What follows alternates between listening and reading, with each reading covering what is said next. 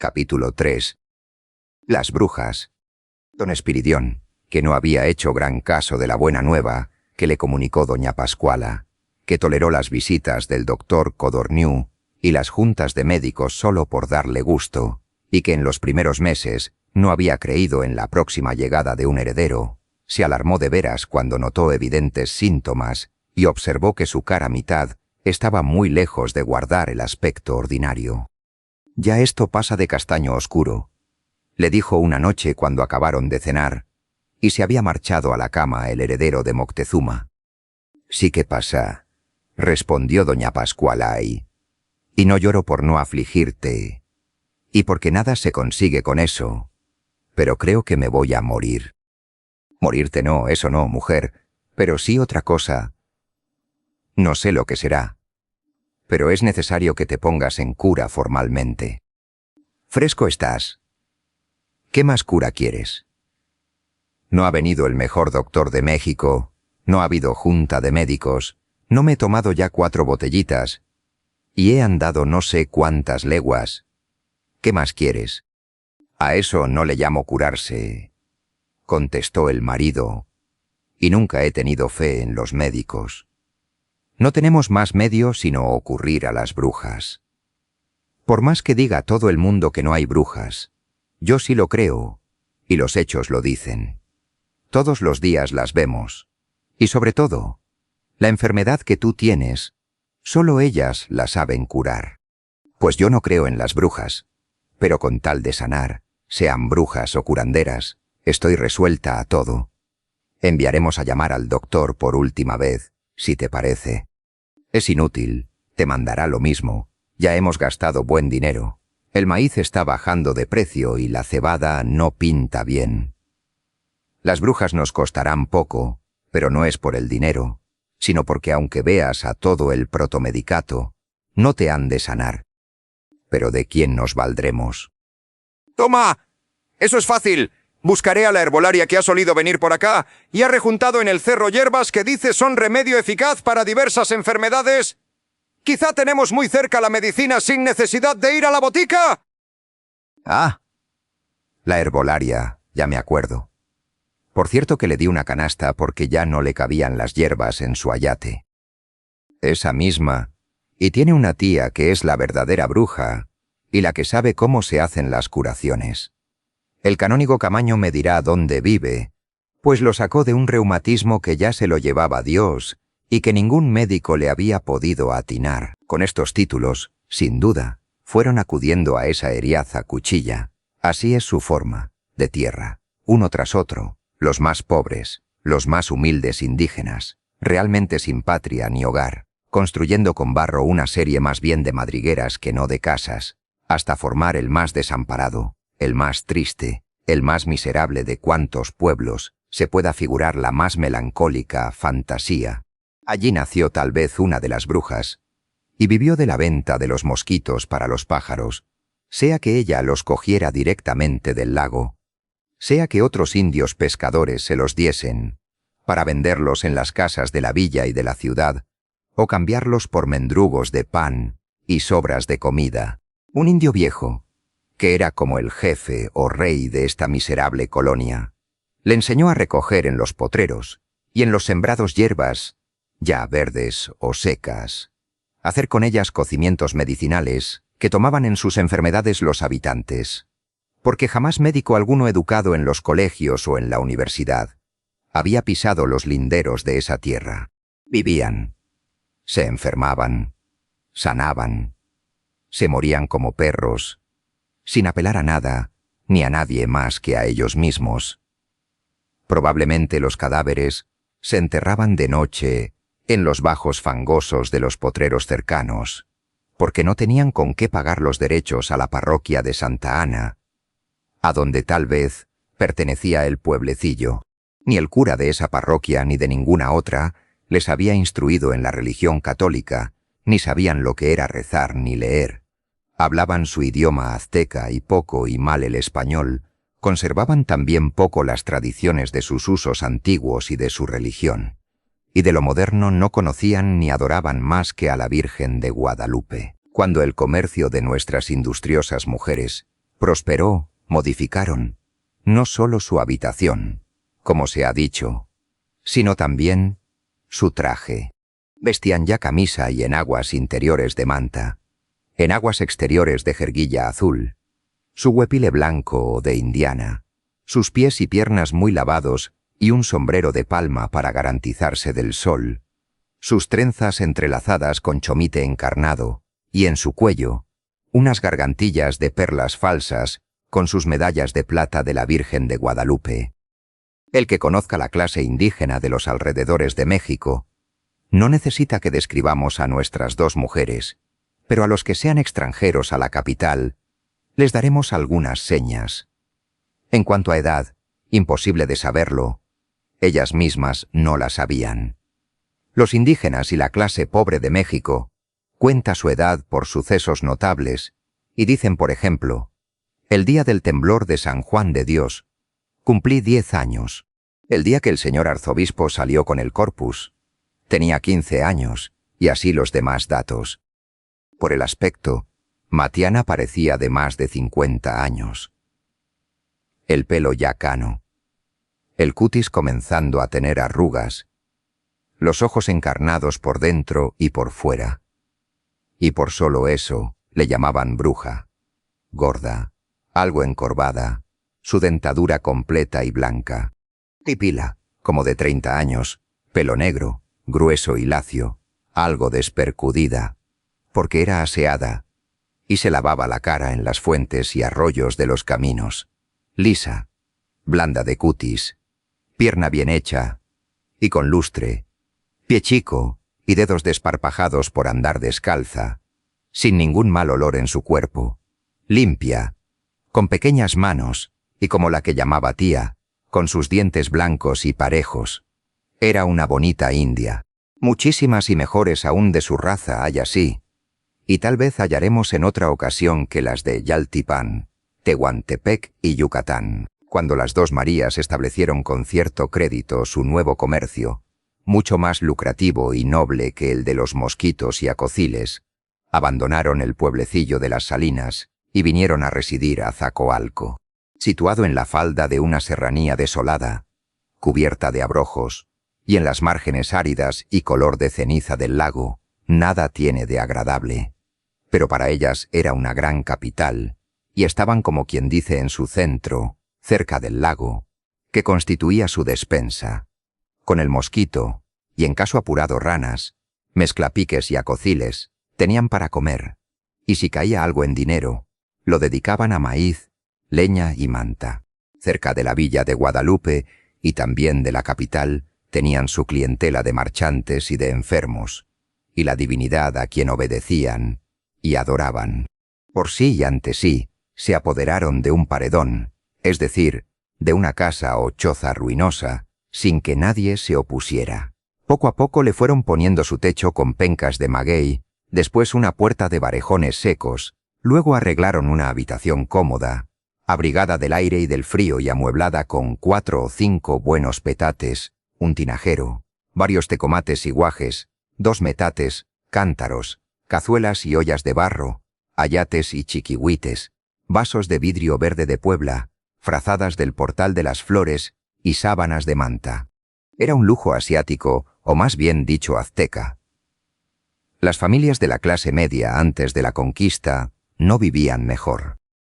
Las dos Marías, cuando vivían en el pueblecito de la Sal, eran enredadas, es decir, ceñían su cuerpo sin más enagua, ni camisa que una tela de lana azul con rayas rojas, que tejen los mismos indios, sujetas a la cintura por una faja de algodón blanca o azul. El cuello hasta la cintura quedaba abrigado con un huepile de manta o de lana azul, y en las espaldas un chiquihuite sostenido por un ayate que les servía para cargar los mosquitos, las ranas o las hierbas, pies y piernas desnudas y llenas de grietas por el frío, el agua y el lodo. Así viste todavía una gran parte de la raza azteca, que viene a la capital a vender los escasos productos de su trabajo. El progreso y los adelantos del siglo no han modificado en nada su condición. No obstante haber ocupado altos puestos en la República y de haber tenido grande influencia personas de la raza indígena. El negocio de Jipila era más sencillo y más fácil. A las 9 de la mañana todo el mundo podía verla 2 o 3 días por semana, y muchos de los que lean este libro la recordarán sentada junto al poste en la esquina de Santa Clara y Tacuba. Extendía su ayate muy limpio e iba colocando con mucho método y simetría sus diversas mercancías, rondinelas para limpiar los ojos, cuernos de ciervo, piedrecitas de hormiguero, matatenas, ojos de venado, hojas de naranjo muy frescas, de limón, manzanilla, mastuerzo, cedrón, adormideras. A veces alegraba su puesto con manojos de chícharos y azucenas que llenaban de olor la calle. No pasaba media hora sin que estuviese rodeada de las criadas de la vecindad, y aun a veces de muy lejos, pues sabían que esta herbolaria, como ninguna otra, tenía un surtido de cuanto podía imaginarse. Yepila, buenos días. ¿Por qué no viniste ayer? Marchantita. Me fui a San Ángel a traer hojas de naranjo y limones frescos. En efecto, los días que Jipila no estaba en la esquina de Santa Clara, los destinaba a sus excursiones en los pueblos del lado del oriente de la ciudad, donde encontraba multitud de hierbas frescas, de flores aromáticas y de las demás plantas que acostumbraban comprarle sus parroquianos. Jipila, ¿tienes alguna hierba para quitar el dolor de muelas? La niña Susanita rabia desde ayer y el barbero, en vez de sacarle la muela, le ha dejado un pedazo dentro. Sí, marchantita, respondía Jipila, dando a la criada un atadito de hierbas de hoja menuda y color oscuro. Con esta hierba no más la mascas, y así que la remuelas bien con los dientes te la pones en la mano, le echas un chorrito de refino, y después haces una bolita y le tapas la muela a la niña, y encima una capa de chitle que mascará también, si queda pico, que se lo asierre el barbero, pues para eso no sirven las hierbas. Jipila con la medicina daba la receta. Era un formulario magistral viviente. En el estrecho cuartito de la bruja vivía otra de mucha menos edad que ella. Todos los varones del pueblecillo, como la mayor parte de los indios, tenían el nombre de José y las mujeres de María, con alguna añadidura. Apellido ninguno, probablemente muchos ni bautizados estaban. A las 2 mujeres les llamaban las 2 Marías, pero para distinguirlas, a la mayor le decían María Matiana y a la menor María Jipila, sin saberse por qué aplicaban a la otra este segundo dictado.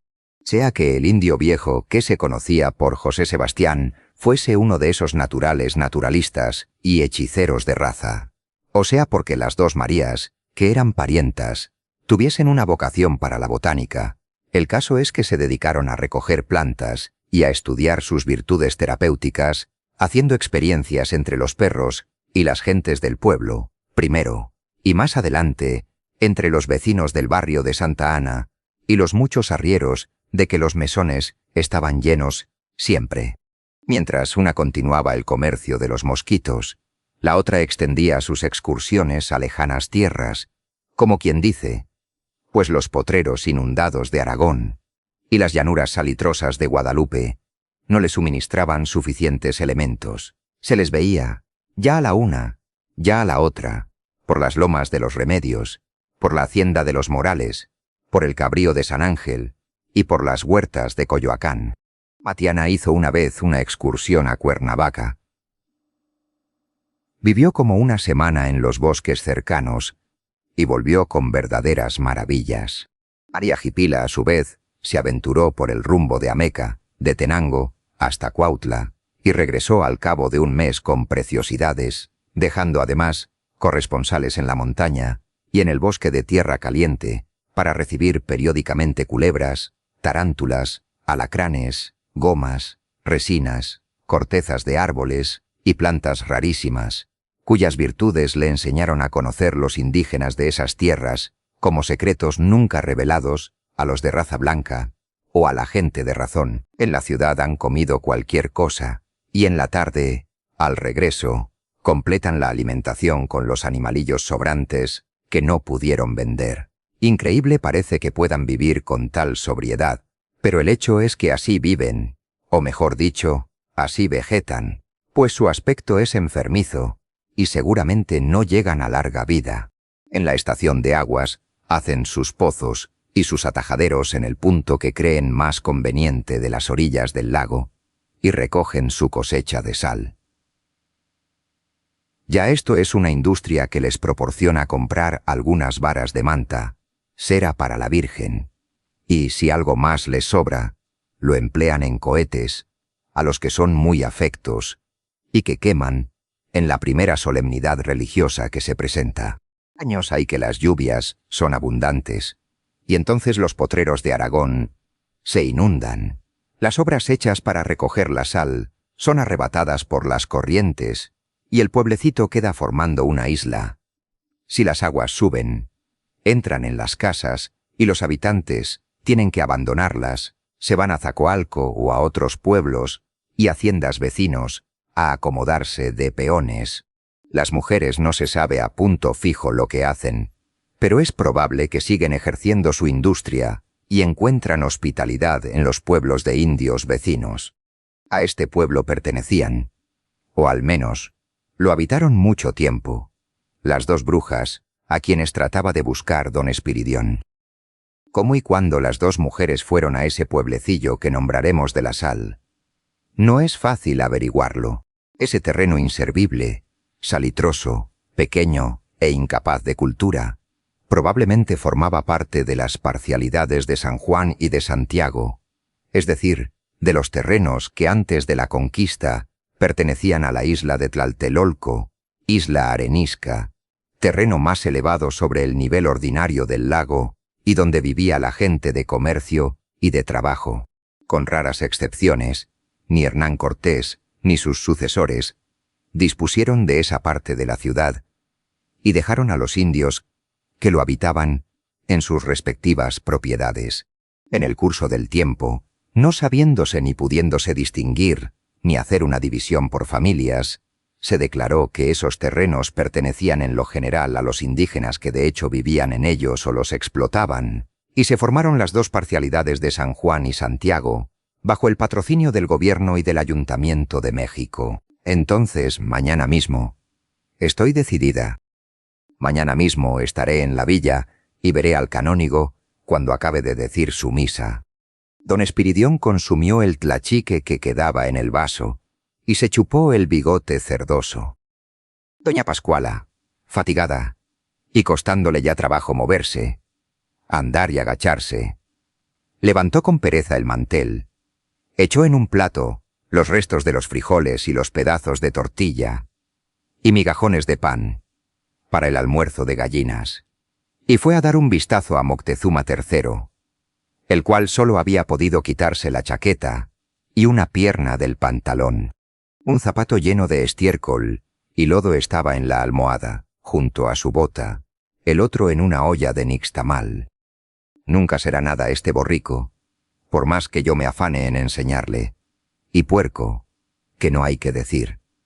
En eso se parece a Espiridión, dijo doña Pascuala, tirando de la otra pierna del pantalón y aventando los zapatos en medio de la pieza. El hedero gruñó, se refregó con una mano los ojos y se volteó del otro lado, dormido como un marrano. Doña Pascuala se dirigió a su recámara, con su vela de cebo en el lustroso candelero de barro. Don Espiridión dormía ya boca arriba. En sus bigotes brillaban todavía las burbujas de tlachique, y su labio inferior tenía una franja encarnada como si adrede la hubiese hecho un pintor, seña evidente de que la cena había sido de mole de pecho o de cecina. Los dos iguales.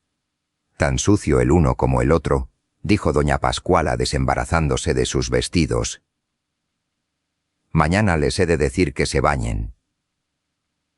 Y no sé por qué me late, añadió apagando la vela y, metiéndose en la cama, que la bruja me va a curar. Mientras duermen, se levantan, se desayunan y don Espiridión va a la villa a buscar el canónigo.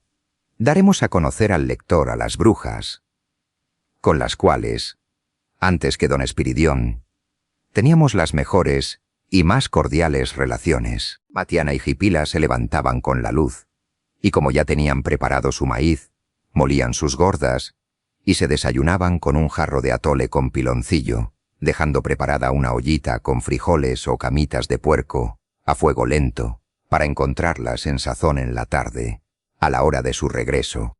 Barrían y regaban su cuarto, cuyo pavimento era de tierra, sacudían sus petates, colgaban sus frazadas en un mecate tendido de uno a otro lado, encerraban en la cocina con su poco de maíz y un cajete de agua a unos pollos y gallinas. Le daban 2 gordas a un perro, o más bien a un coyote, que habían traído desde el pueblo de la Sal, y dejando cerrada su casa, que ya tenía una puerta de madera, salían en compañía y se separaban en la garita de Peralvillo. Matiana tomaba el rumbo de Santa Ana y Tezontlale, y despacio, poco cargada con un chiquihuite en la espalda lleno de raíces y hierbas, entraba en un mesón y en otro. Como ya la conocían los huéspedes, si había algún arriero enfermo, procedía a la curación, que no dejaba de ser precedida a veces de ciertas ceremonias. Si la luna estaba en el cuarto creciente o llena, casi aseguraba la curación, pero si estaba en menguante, o no curaba o por lo menos, no respondía de la curación, cuando eran heridas casuales leves o raspones contra los árboles o peñascos, o rozaduras con las reatas. La cosa era sencilla. Encendía un cabo de cera bendita que siempre cargaba en su chiquihuite, decía al paciente que rezara un Padre Nuestro y un Ave María, y que se encomendase a la Virgen de Guadalupe, mientras ella se echaba boca abajo y decía muy aprisa palabras en idioma azteca. Después se ponía en pie y persignaba los rincones del cuarto, hacia que el huésped le diese un coscorrón medianamente fuerte en la cabeza a ella y al pacina, y sola, sin permitir que nadie la viese, hacía una cataplasma, ya fría, ya caliente, según la enfermedad, y la aplicaba sobre la llaga, raspón o herida. Recibía en compensación de su asistencia, ya un real, ya una peseta, a veces fruta o panochas o maíz o chile o algodón, según la carga que conducía el arriero. Cuando no había enfermos, nunca dejaba de vender epazote, tequesquite o culantro verde. El caso es que volvía a la casa con algo en dinero o en efectos. No deja de ser curioso saber cómo vive en las orillas de la gran capital esta pobre y degradada población. Ella se compone absolutamente de los que se llamaban macehuales desde el tiempo de la conquista, es decir, los que labraban la tierra. No eran precisamente esclavos, pero sí la clase ínfima del pueblo azteca, que, como la más numerosa, ha sobrevivido ya tantos años y conserva su pobreza, su ignorancia, su superstición y su apego a sus costumbres. Su proximidad a la capital no le ha servido ni para cambiar sus hábitos y su situación, ni para proporcionarle algunas comodidades. Los hombres que habitan ese lugar, que unos llaman las Salinas, otros San Miguelito y la mayor parte, lo confunden con Tepito, ejercen diferentes industrias. Unos con su red y otros con otates con puntas de fierro, se salen muy tempranito y caminan hasta el lago o hasta los lugares propios para pescar ranas. Si logran algunas grandes, las van a vender a la plaza del mercado. Si solo son chicas, que no hay quien las compre, las guardan para comerlas. Otros van a pescar juiles y a recoger aguautle. Las mujeres por lo común recogen tequesquite y mosquitos de las orillas del lago y los cambian en la ciudad, en las casas, por mendrugos de pan y por venas de chile. Las personas caritativas siempre les dan una taza de caldo y alguna limosna en cobre. Otras se van a las milpas de las haciendas y ranchos cercanos a cortar quelites y verdolagas, a recoger semilla de nabo, y aún suelen robarse, cuando no las ven los guardamilpas, algunos elotes. La población, pues, sale en las mañanas a ejercer pequeñas industrias y regresa por la tarde, habilitada de una manera o de otra de gordas, de elotes, de tortillas, de pedazos de pan, de restos de comida y de algunas monedas. No solo en el barrio, sino más allá. Por un lado hasta San Cosme y por el otro hasta las calles del Relox y rumbo de Santa Catarina Mártir, Jipila competía con los médicos y les quitaba las visitas. En cualquier casa amanecía un chiquillo enfermo. Inmediatamente la señora llamaba a la criada. «Corre y ve a la herbolaria. Que me mande una raíz para darle a Emilito que está empachado». En otra parte alguien se rodaba la escalera y se lastimaba más o menos gravemente. En el acto se le rogaba a la casera que fuese a decir a la herbolaria que don Pepe se había rodado la escalera y que tenía 4 chichones en la cabeza, un raspón en el codo y la muñeca derecha descompuesta e hinchada. Jipila daba en el acto una raíz para las abolladuras de la cabeza, unas hierbas para bebida y unas hojas finas y sedosas para aplicarlas en las partes desolladas. En cuanto al hueso zafado, decía, es cosa del cerujano o del banco del herrador. Los viernes era cuando el surtido medicinal de la herbolaria estaba más variado, pues los jueves recibía por las canoas de Chalco muchas maravillas de la tierra caliente. La concurrencia, no sólo de criadas, sino de señores de capa, con cuello de nutria, y de señoras de saya y mantilla, era tanta que a veces era imposible en una hora obtener ni una yerbita, y a fe que había razón, porque tenía remedios para todas las enfermedades conocidas. Cuando acababa de despachar a sus marchantes y tenía ya el ceñidor repleto de cuartillas, de pesetas y reales lisos, descansaba un momento, sacaba una gorda de elote y un tamalito de mezclapiques, unos chiles verdes, picantes como la lumbre, un poco de sal, y comía que daba gusto, y en estas llegaba otra clase de personas. Daba, como los médicos famosos, su consulta al menos un día en la semana. Eran enfermas o criadas de las enfermas, y ya veremos que tenía específicos para todas las dolencias habidas y por haber. Jipila, decía una robusta chichigua, sentándose en la orilla de la banqueta, junto a la herbolaria. ¿Qué haremos con este niño que apenas mama, cuando gomita la leche? Me dijo mi ama que te diera estos reales y que le mandaras una medicina. Te daré unas hojas de tlapatli. Las majas con la mano y calientitas, se las pones en la barriguita. María, decía otra, apenas la primera criada se acababa de ir con su manojo de tlapatli. Sanguillo, medicina caliente. ¿Qué me haré yo en los riñones que no aguanto? Ayer ni la ropa de la señora Mariscala pude planchar. Te daré la raíz del cocoztomatl, la pones a secar, la mueles en el metate, la revuelves con una clara de huevo y te la tomas todos los días antes de comer. Jipila, mi marido se está volviendo hidrópico y tiñoso. ¿Qué le haré? Busca entre tus hierbas. Aquí tienes, marchantita, el tlapahuitle, lo machacas en el molcajete, lo revuelves con un poquito de vinagre y se lo untas en la cabeza, encomendando al marido a la Virgen de Guadalupe. Jipila, ¿qué me das para mi sobrina? Que tiene sarna, que le pegó un perro. Malísima la probe criatura y el dotor nada, y ya van 4 reales que le doy. Ven el viernes, marchantita, por el tochuacacli, oreja de liebre. Pones las hojas en un jarrito, y bien hervidas, le das a beber la agua, y las hojas calentitas se las pones en la sarna. Alguna otra le decía en la oreja algo que no se puede escribir. Y la herbolaria le respondía, «El domingo estarás ya buena, marchantita. Toma las flores de blancharne y verás cómo ya no te golpeará tu marido, pero vale real y medio y cuartilla, porque esta hierba viene de muy lejos». La enferma entregaba en cobre el precio de las maravillosas flores y se iba contentísima. Cuando ya no había nadie en el puesto y el sol picaba, la herbolaria recogía sus raíces y piedrecitas, contaba su dinero y se dirigía a la plaza del Volador, donde pagaba su piso y seguía vendiendo hasta la hora conveniente para ponerse en camino y al trotecito llegar a Zacoalco al anochecer. Regularmente encontraba ya a Matiana calentando los frijoles, quitando los mosquitos al cubo de tlachique y preparando un poco de chile colorado. Cenaban tan espléndidamente como Baltasar, sin que se les aparecieran ningunos letreros en la pared de adobe, y dormían el sueño del justo, no obstante tener en el pueblecito de la Sal, y quizá también en Zacoalco fama de brujas.